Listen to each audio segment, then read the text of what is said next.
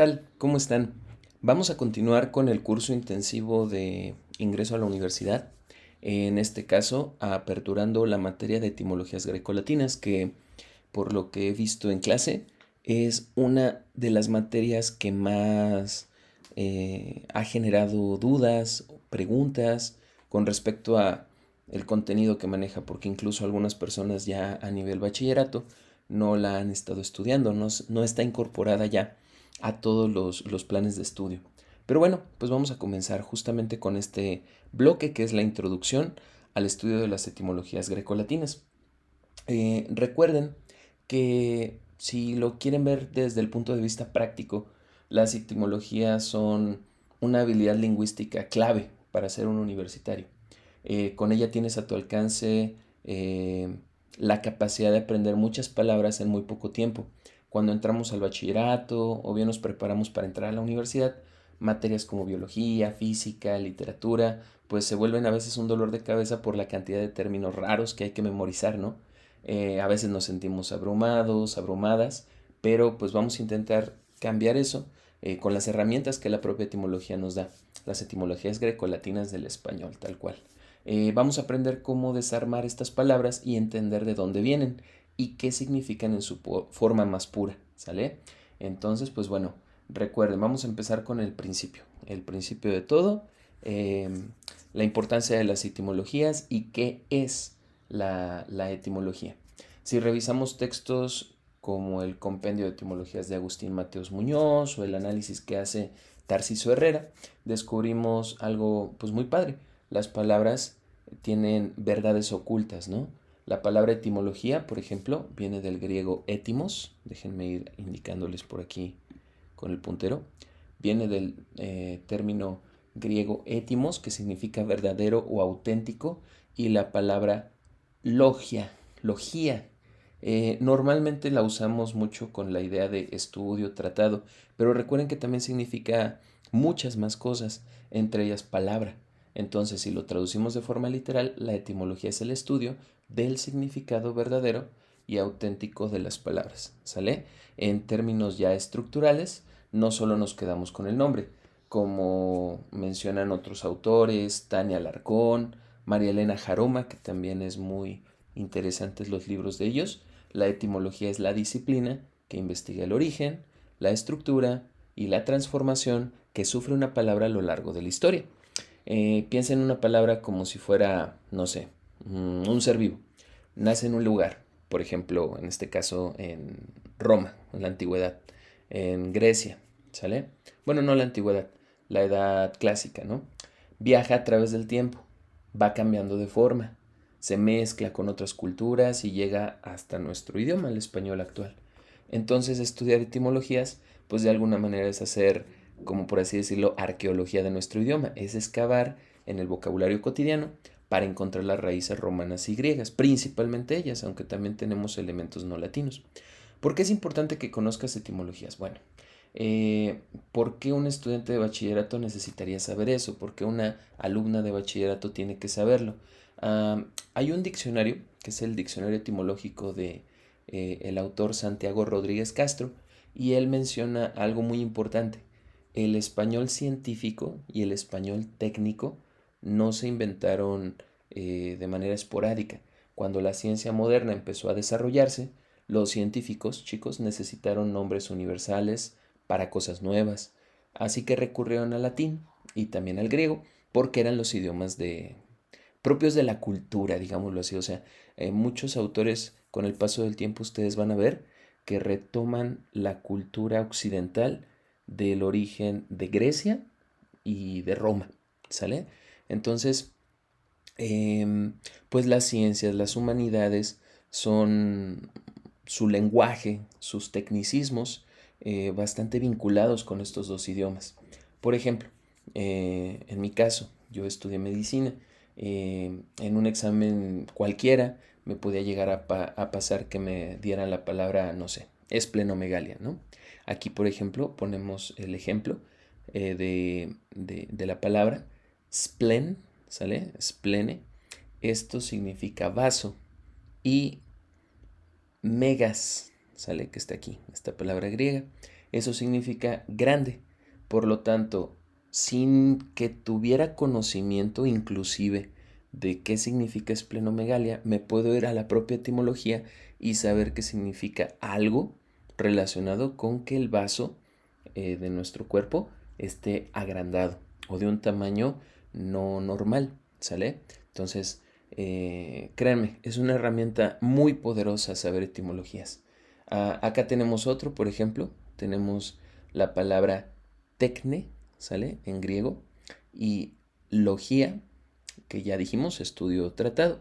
Entonces la palabra tecnología del español, pues significaría tal cual el tratado, el uso o la optimización, pues de algún oficio o de alguna herramienta, de una técnica.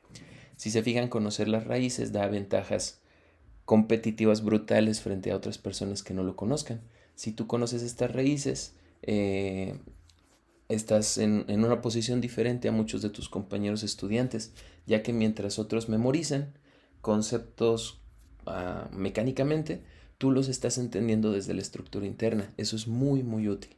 Ahora, ¿permiten entender la esencia de las humanidades? Claro que sí. Todas las áreas del estudio de las ciencias sociales, de la humanidad, también están cargadísimas de etimología, ¿sale?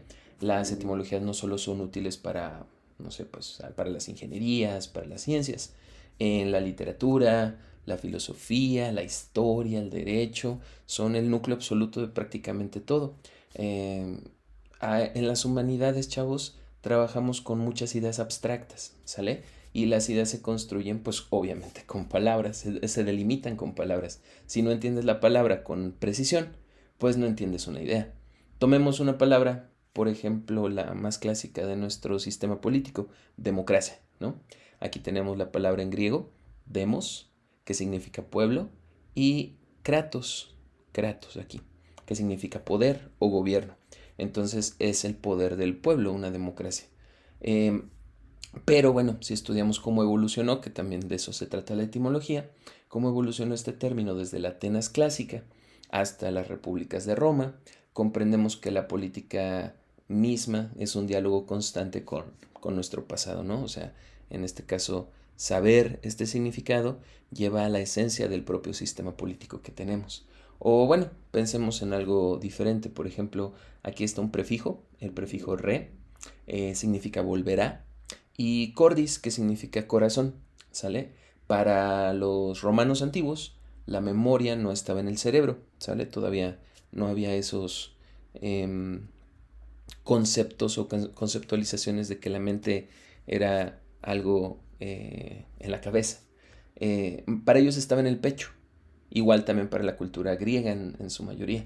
Así que recordar, recordis etimológicamente, pues significaba volver a pasar algo por el corazón, ¿sale? Entonces deja de ser una definición fría de diccionario y aprendiendo su etimología pasa a ser incluso hasta poesía, ¿sale? Se vuelve una historia viva en tu mente, saberlo recordar. Entre otras, ¿sale? La etimología te permite estudiar mejor, obviamente, aprendes más rápido, aumentas tu cultura general, súper importante para cuando tengas el objetivo de viajar, conocer otros lugares del mundo, y obviamente conocer otras personas del mundo o la cultura general te va a permitir conectar con ellos más fácilmente. Y bueno, pues algo súper importante que ahorita en la era digital no tenemos que dejar de trabajar con mucha fuerza, cuidar la ortografía, ¿sale? Alguien que sabe etimologías, pues mejora bastante su nivel de ortografía. Bien, por ahí el programa nos implica que tenemos que aprender un poquito de la familia indoeuropea, pero hasta ahorita quiero saber si están entendiendo, coméntenlo, sale aquí abajo del video. Como pueden ver, las etimologías pues no deben de ser una materia aburrida. Más bien permite, este, como les digo, es como una especie de llave, ¿sale? Que permite abrir pues la puerta de una ciencia, de una técnica, de una lectura humanística. Es aprender a ver el, pues ahora sí que como el mapa de nuestro propio idioma. Y pues enseguida viene justamente esto, el árbol genealógico del español. la familia indoeuropea. Si les llegan a preguntar en un examen cuál es la familia de lenguas a la que nosotros pertenecemos, recuerden que es la familia, la gran, porque es muy grande, una de las más grandes, si mal no estoy, creo que es la más grande familia lingüística del mundo, ¿sale? Muchas lenguas derivaron de ella, de la familia indoeuropea. Hay otras, una decena o más de lenguas en el mundo, pero pues la familia indoeuropea, de ahí viene el griego, de ahí viene el latín y muchas más, ¿sale? Esta lengua eh, nos permite pues entender por qué el español se parece tanto al italiano o al francés o al portugués. Son como si fueran primos, ¿sale? Nuestro idioma también tiene un parentesco con el inglés incluso, con el alemán, con el ruso y hasta con una lengua antigua que se habla en la India todavía, que se llama sánscrito, ¿sale? A simple vista, obviamente estas lenguas parecen universos pues completamente diferentes. Sin embargo, si vamos rastreando las palabras más antiguas como madre, padre, los números del 1 al 10, descubrimos que tienen muchos de estas lenguas, una raíz común. El autor que les mencionaba, que es muy famoso en etimologías grecolatinas, Agustín Mateos Muñoz, él menciona justamente que las lenguas pertenecen a familias desde un criterio eh, genealógico, ¿sale? Hay varias maneras de dividir a las lenguas en el mundo. El criterio genealógico y el criterio morfológico son dos importantes para ustedes. Mientras que el criterio genealógico, que es el que vamos a seguir aquí en esta diapositiva, es seguir el origen de una lengua. El otro, que es el criterio morfológico, agrupa las lenguas por cómo está estructurado su idioma. Pero en términos de aquella clasificación, pues las lenguas pierden el sentido evolutivo, más bien le dan prioridad al sentido, pues sí, estructural, morfológico. Ahí me parece que tienen una clasificación las lenguas en aglutinantes, ¿sale? Monosilábicas y de flexión. Pero acá tenemos una capacidad de ir creando una especie de mapa que nos lleve al pasado y de ahí vayamos conociendo por qué los idiomas fueron surgiendo y por qué algunos son parientes de otros, ¿sale? Entonces, la familia indoeuropea. Eh, Imaginen ustedes una tribu, ¿no? Hace 5000 años, como dice aquí, cerca del Mar Negro, ahí en las orillas del Mar Negro. Esa tribu realmente no pensemos en que nos dejaron libros escritos, tampoco conocían escritura tal vez incluso, pero nos dejaron su lengua, ¿sale? Y no obviamente la lengua que ellos hablan la conocemos, más bien al idioma prehistórico o idioma indoeuropeo lo tenemos como la semilla que fue creciendo hacia el este, hacia la India, y hacia el oeste, hacia Europa. De ahí el nombre, ¿sale? Familia indoeuropea. Con el paso del tiempo, por ejemplo, hay unas autoras que se llaman Alarcón y Jaroma. Ellos mencionan que se comenzó a dividir a través de la migración esta lengua primigenia, ¿sale? Al separarse geográficamente, este idioma original empezó a cambiar en cada región. ¿Cómo explicárselos más sencillo? Es igual que ustedes que hablan español, la mayoría, cuando cambian a algún otro país, viajan a Argentina, por ejemplo, o viajan a España, o viajan a Colombia, o viajan a Cuba, y obviamente ustedes se darán cuenta que aunque todos hablamos español, eh, pues no hablamos el mismo español con los mismos tonos, incluso las palabras cambian. Es más, si nos movemos en nuestro propio país, en México, vamos a encontrarnos bastantes diferencias en la manera de hablar. Bueno, igual, de la misma manera nace la familia indoeuropea. Es una familia de tronco común del que brotan varias ramas. Las ramas que mencionamos aquí: indo-iraní, germánica, eslava, celta, báltica, armenia. Muchas de ellas todavía tienen lenguas vivas. Hay otras por ahí que ya no lo son. Me parece que son como dos ramas de la familia indoeuropea. Y las que nos interesan mucho para tu materia es la rama griega y la rama itálica, o también conocidas como la rama helénica. Recuerden que todo lo helénico tiene que ver con Grecia, y la lengua romance, que tiene que ver con pues, el Imperio Romano, ¿no? Con su región, ubicación geográfica, con la botita, ¿no? Con Italia. Son diferentes en su estructura. La rama griega y la rama itálica son ramas con características diferentes, ¿sale? Hablemos primero de la rama griega. En la rama griega, pues los pueblos indoeuropeos llegaron a esa península de los Balcanes y ahí dieron origen al griego antiguo, ¿sale? Un autor que se llama Tarcisio Herrera nos menciona que el griego es una lengua de una precisión mental muy, muy, muy fuerte, ¿sale? O sea, los griegos antiguos, recuerden ustedes, inventaron la filosofía, le dieron forma a la democracia, a las matemáticas incluso avanzadas, a medicina científica. Por lo tanto, sus palabras se convirtieron en el estándar de cultura. Ujú. Entonces, ahí es como tenemos, por ejemplo, palabras como, no sé, aquí les pongo un ejemplo de protagonista. Viene de estas dos palabras griegas. Esta primera significa, o bueno, su pronunciación es algo así como protos, ¿sale? Y esta de acá, que es agonistes. Sí, agonistes. Estos dos términos, proto significa primero y agoniste significa luchador o actor o el primer luchador o el que lleva la carga de una historia.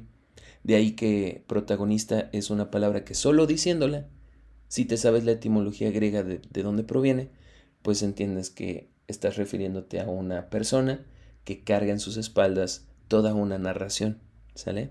Y ya tiene un sentido más padre la palabra.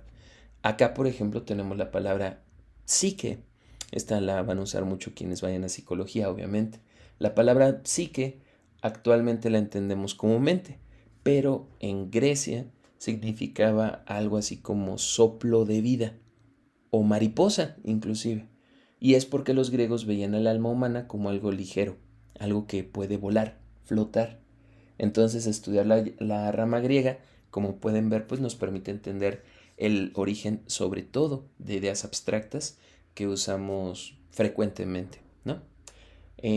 Después viene pues obviamente la rama itálica o romance, otros grupos indoeuropeos, siguiendo la narrativa, llegaron a, ¿cómo se dice? A la península que hoy conocemos como Italia, ¿sale? Ahí se hablaban varias lenguas, chicos, no lo olviden.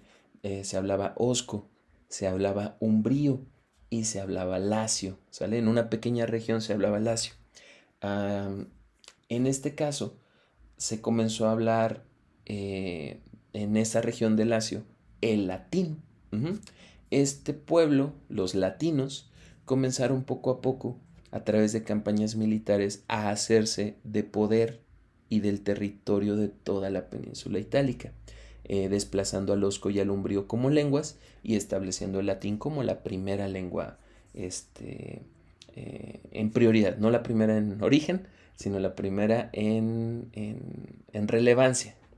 Más del 75% del español proviene justamente de ahí, a través de tres cambios. Estos cambios los mencionan mucho en muchos libros, y por eso se los agregamos aquí. Recuerden, a través del tiempo, una palabra puede sufrir cambios desde tres esencias diferentes. Puede cambiar cómo lo pronuncias. Ese es un cambio fonético. Puede cambiar cómo lo escribes, qué palabras usas para poderlo escribir, para escribir la misma palabra a través del tiempo. Ese es un cambio morfológico. Obviamente se imaginarán que si le das un cambio morfológico, enseguida le podría venir un cambio fonético, ¿sale? Es casi seguro. Y la tercera es la manera de cambiar las palabras en términos de su significado, qué significaban antes y qué significan ahora. En este caso, por ejemplo, a ese se le llama cambio semántico, ¿sale? Entonces, los tres cambios, semántico, fonológico y morfológico, nos permiten entender porque ahora ya no se paga un salario en sal, o porque una mujer en la era actual no tiene problema alguno, jurídicamente hablando, en tener un patrimonio, aunque antes la palabra pater derivaba de una jerarquía que solo un hombre podía tener en la sociedad romana, ¿sale? Pero, insisto, la etimología no se trata de intentar anclar la realidad que ellos vivían a nosotros, no se trata de ir hacia atrás y seguir las estructuras que teníamos antes, sino de entender de dónde venimos y cómo al paso del tiempo una regla es fundamental, todo cambia, ¿sale? Lo único que no puede lo único que puede permanecer fijo es el principio de que nada permanece fijo. Entonces, la etimología también es una lección muy buena para poder tener esa perspectiva, ¿sale? No se trata de fijarnos el idioma de una manera, ¿cómo decirlo? Mm, pues muy infantil, ¿no? Pensar que las palabras que antes significaban una cosa, pues ahora significan, deberían de significar lo mismo. Por ejemplo, ahora la palabra matrimonio, que originalmente era la inclusión de una madre o de la maternidad en el acuerdo social, ahora no lo es así, ahora es una figura jurídica que establece derechos, responsabilidades y crea toda una serie de marcos normativos entre dos personas. De ahí que el matrimonio ya no implique necesariamente o que exista maternidad o que exista pues sí, un vínculo de madre, ¿no? Puede haber un matrimonio de dos personas que nunca desean tener hijos, por ejemplo, o dos personas que no sean necesariamente de sexos opuestos, porque ahora es un concepto jurídico, no hay que anclarlo a una concepción etimológica rígida, ¿sale? Porque ni siquiera la etimología te enseña eso, la propia etimología enseña que todo está transformándose, ¿sale? Entonces, finalmente todo está conectado. Las palabras que usamos hoy para hablar con nuestros amigos llevan en su propia estructura pues el viaje de miles de personas que a lo largo del tiempo han ido cambiando su manera de hablar, ¿sale? Entender entonces la familia indoeuropea, chicos, y sus ramas, sobre todo, como les digo, griega e itálica, no es memorizar un mapa aburrido, no, para nada. Es entender que tu idioma pues, es el resultado de una red de migrantes, de cultura, de guerras, de encuentros, de ciencia. Cuando dominas estas dos ramas, pues dejas ver las palabras como así como cuestiones sueltas y empiezas a verlas como las piezas de un rompecabezas, ¿no? Pues bueno, ahí comenzamos con el origen de esta materia, ¿sale? Si les gustó cómo lo explicamos y llevamos buen camino, entonces apóyenme por favor a continuar viendo el canal. Los que no se han suscrito, pues háganlo y sobre todo aprovechen el tiempo para poder repasar, ¿sale? Vamos a continuar más adelante con pues las siguientes temáticas que están como parte del programa.